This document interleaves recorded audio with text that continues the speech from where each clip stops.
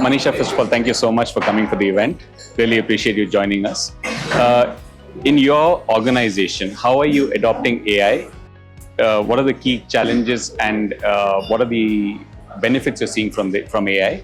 And in all of this, how do you see AI being deployed further across the organization, and what can drive that for you?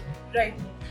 So, I used to be a manager for the NOC operations team for a very long time. So, I definitely connected very well to the first part of the presentation because they talked about outages and incidents and how, historically we had a system where we would deploy multiple tooling, multiple monitoring tools and then correlate the data with each other.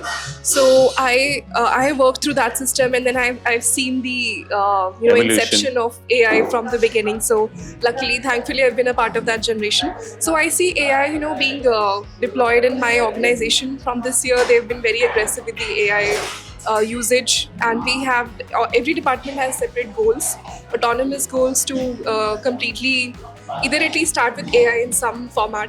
So whether it in terms of ServiceNow to Slack integration, or whether it's in terms of Big Panda monitoring alerts or PagerDuty, or whether it is in terms of just using AI, ML, and chatbot engines to do more research or support our customers.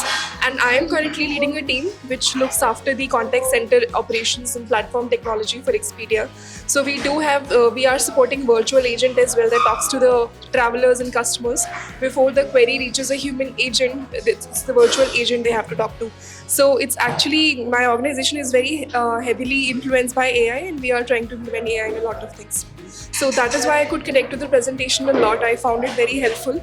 And I personally learned a lot in terms of what other companies are doing in terms of AI and how it could be beneficial to e-commerce or to us. So I'm very much looking forward to connect with you in future as well. Perfect. Thank you so much. Thank you, Manisha.